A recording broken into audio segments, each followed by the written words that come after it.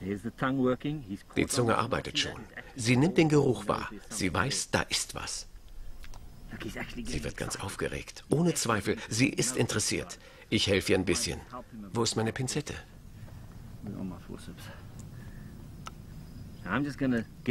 Ich mache sie ein bisschen leichter. Die Eier, die sie normalerweise findet, sind kleiner. Die kann sie zwischen den Kiefern zerdrücken.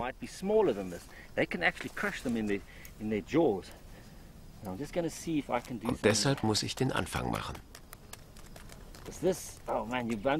Manchmal stecken sie ihre Schnauze in das Ei, heben es hoch und lassen das Innere in ihr Maul laufen. Ich führe mal ihre Zunge hin. Mal sehen, was sie davon hält. Na, was ist das? Ein Ei?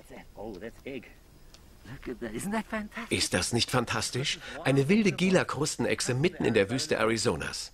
Ich habe sie aus ihrem Loch gezogen und sie ist ziemlich angenervt. Aber kaum legt man ein Ei vor sie hin, sagt sie, danke, ich nehme Frühstück. Eine Echse mit 6 Giftzähnen zum Beutetöten. Zeig ihr ein Ei und sie vergisst alles andere. Aber ich mag auch Bacon and Eggs zum Frühstück. Sie steckt das ganze Gesicht rein. Beobachten wir sie ein bisschen. Wenn sie das Maul voll hat, wird sie sich aufrichten, den Kopf heben und das Ei in ihren Hals laufen lassen.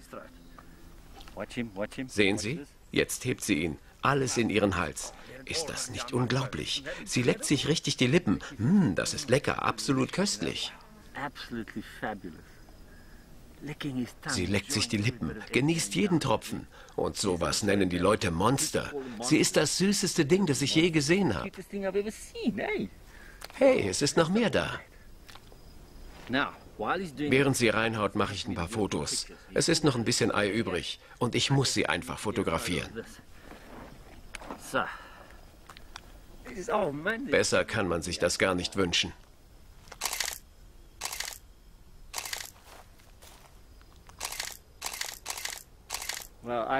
Ich sag Ihnen was. Sie ist einfach toll. Ich lasse sie jetzt in Ruhe und sehe, ob sie in ihr Loch zurückkriecht.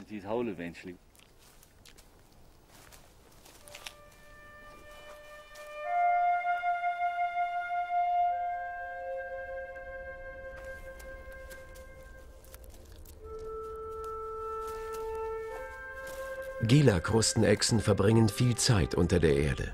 Aber im Herbst sind gute Verstecke Mangelware. Normalerweise bauen Buschratten ihre Nester in Kakteen, aber überwintern tun auch sie unter der Erde. Jetzt ist die einzige Zeit, in der die Nager relativ wenig von Klapperschlangen zu befürchten haben. Der Stoffwechsel der Reptilien verlangsamt sich so sehr, dass sie keine Beute verdauen können. Was sie fressen, würde nur in ihrem Inneren faulen. Im Winter herrscht also Waffenstillstand zwischen Räuber und Beute.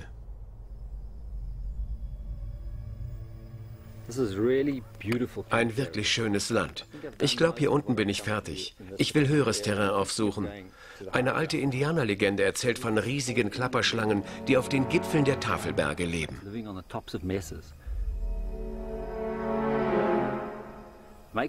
Das macht Sinn, denn überall in der Welt werden die großen Schlangen als erste getötet. Auf den abgelegenen Tafelbergen kann man noch Spektakuläres erwarten.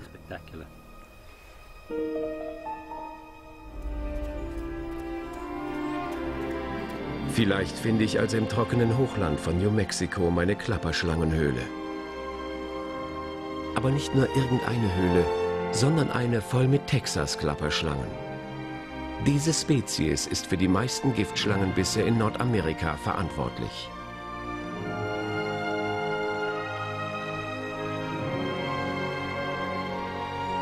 Als wäre das noch nicht gefährlich genug, muss ich mich auch noch meiner größten Angst stellen. Enge Räume versetzen mich in Panik. Aber genau in solche Höhlen ziehen sich die Texas-Klapperschlangen zurück. Genau sowas habe ich gesucht. Groß genug, um reinzukriechen.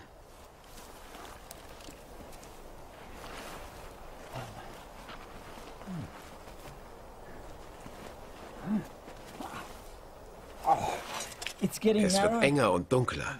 Ich kann nichts mehr sehen.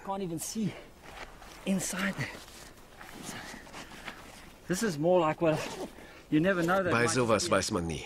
Der Tunnel könnte schon bald enden. Ich brauche bessere Sicht.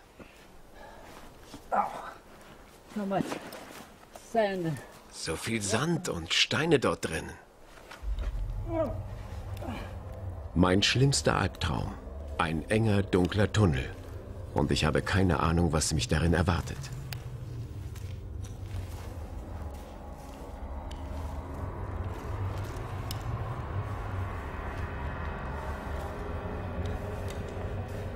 Sollten hier Klapperschlangen leben, haben sie die Bodenvibrationen, die ich auslöse, bemerkt.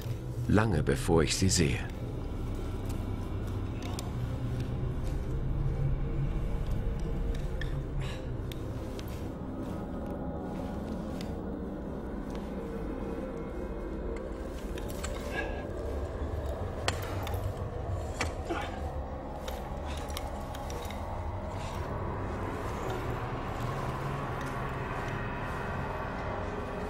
Ich muss mich wirklich zusammennehmen, um nicht sofort den Rückweg anzutreten.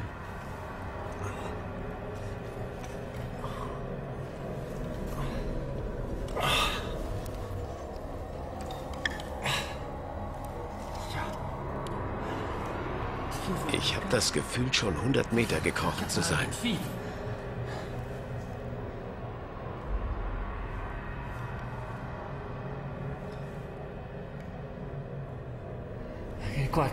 Ich krieg langsam Panik.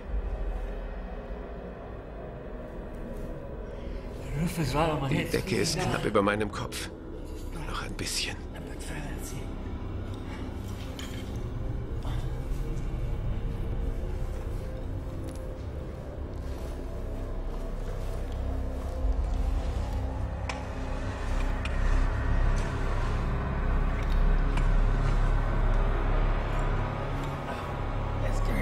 Da wird's noch enger.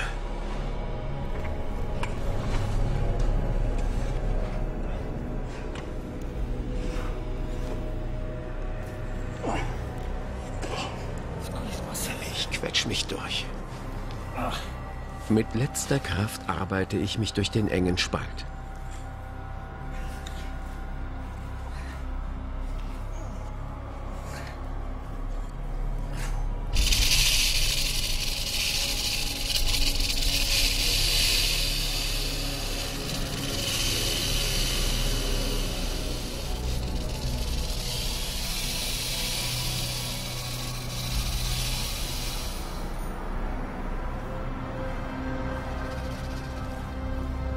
Ich habe ins Schwarze getroffen. Klapperschlangen. Überall um mich herum.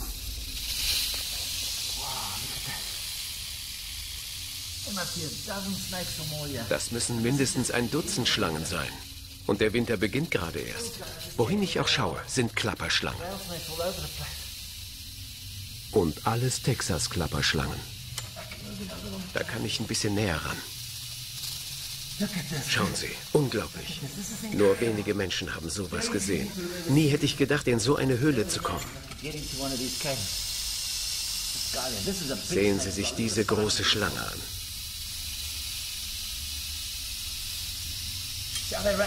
Ob das Rasseln aufhört, wenn ich mich völlig still verhalte.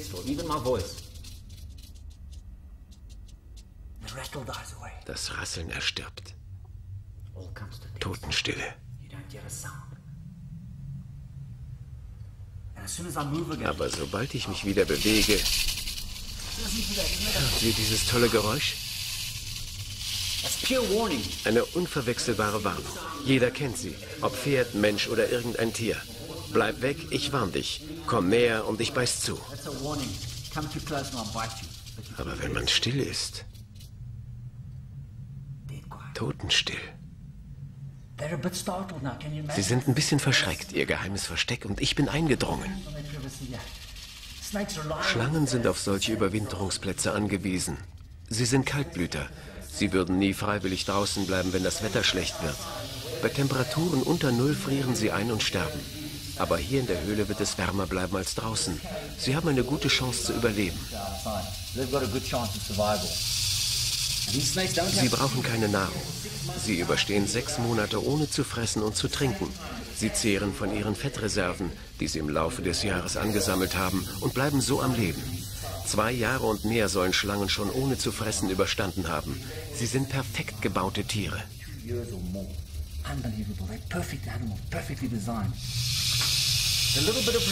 Wissenschaftler haben festgestellt, dass die meisten Schlangen, die man in einer Höhle antrifft, jeden Winter zurückkommen.